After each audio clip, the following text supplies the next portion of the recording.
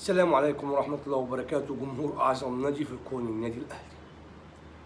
في الحقيقة يا جماعة أنا شفت تويتة اللي أنا هوريها لكم دي لأخت من الإسماعيلية، كانت بتقترح إن تقام مباراة بين الأهلي والإسماعيلي ويخصص دخلها لصالح المرحوم الكابتن إيهاب جلال. بصراحة أنا أتمنى حاجة زي كده تحصل، علشان أول حاجة تكريم للكابتن الراحل، تاني حاجة نبذ التعصب الموجود بين جماهير الإسماعيلية وجماهير النادي الأهلي. أتمنى إن ده يحصل، وبوصل صوتي لمجلس إدارة النادي الأهلي وبقول له كواحد من جمهور النادي الأهلي، أتمنى يا كابتن إنك توافق على الدعوة دي. طبعا في ناس مش هيعجبها كلامي، الناس اللي هي مش هتعرف تعيش غير في جو التعصب والمؤامرات.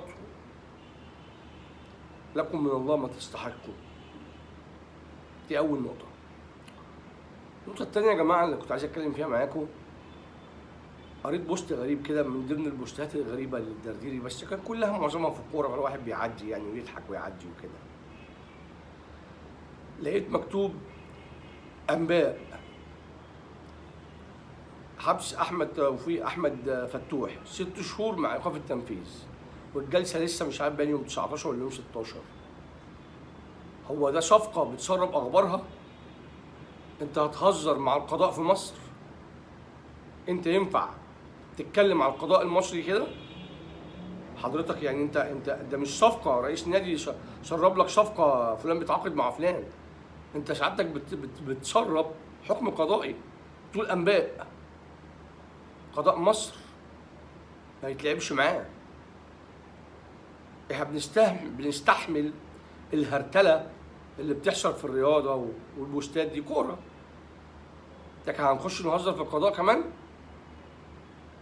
هنخش نفتي دي كمان فيها مكايده؟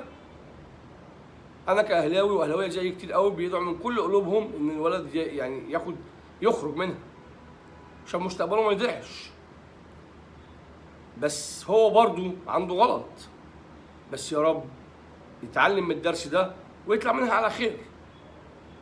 لكن ما يطلعش نقول بقى ايه انباء، حكم. انت جبت ايه الحكم منين؟ ليه كده يعني؟ انت مش فاهم ايه؟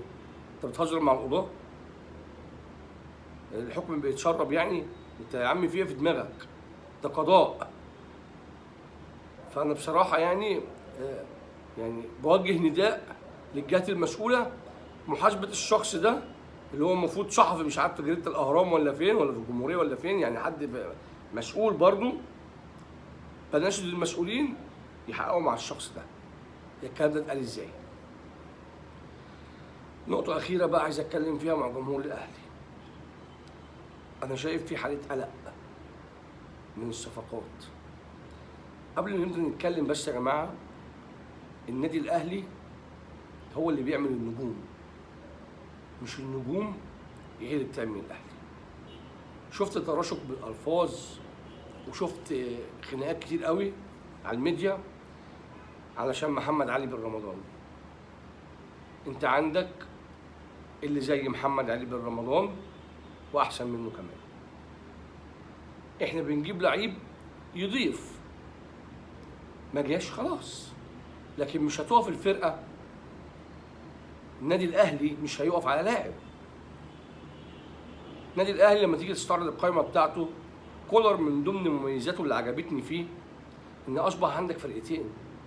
هات لي مركز كده يحصل فيه اصابه مش هتلاقي بديله. يا جماعه كهربا، انتوا نسيتوا كهربا بس محتاج يتعامل نفسيا. كهربا ده جاب لنا دوري ابطال افريقيا. كهربا ده قعد سنه شايل فريق الاهلي لوحده، خط الهجوم بتاع الفرقه لوحده. انتوا نسيتوا كهربا ولا ايه؟ فانا مش شايف عندي في ازمه للهجوم والسويت والستريخ ده كله. انت عندك قائمه بسم الله ما شاء الله، عندك نص ملعب امام ومروان عطيه واحمد كوكا وعمرو السوليه واكرم توفيق. عندك نص ملعب، مش ما عندكش، عندك ان شاء الله لما يرجعوا بالسلامه عندك كريم فؤاد وعندك علي معلول هينضموا على الناس اللي جت. انت جايب يعني احنا فكينا محمد عبد المنعم ب3، يوسف ايمن واشرف داري ويحيى عطيه الله. هو اسماء كويسه واسماء تقيله، نتمنى لهم التوفيق مع الفرقه.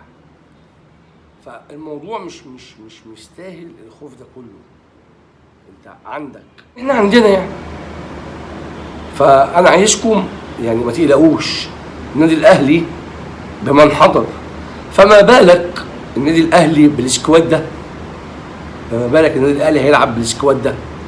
السكواد دوت واخد افريقيا ودوري واخد كل حاجه يا جماعه. في ايه؟ ما تقلقوش، اجمدوا كده، خلي قلبكم جامد. ولا هو اهلاويه الزمن ده قلبهم خفيف؟ معلش عشان العبوش شويه يعني. ان شاء الله خير، وان شاء الله هنبارك لبعض يوم ماتش السوبر. ما تقلقوش، النادي الاهلي بمن حضر، عندنا مدرب محترم، عندنا قائمه محترمه، خط الدفاع بتاعنا بقى قوي حاليا بوجود داري ويوسف ايمن وعطيه الله. ما تقلقوش.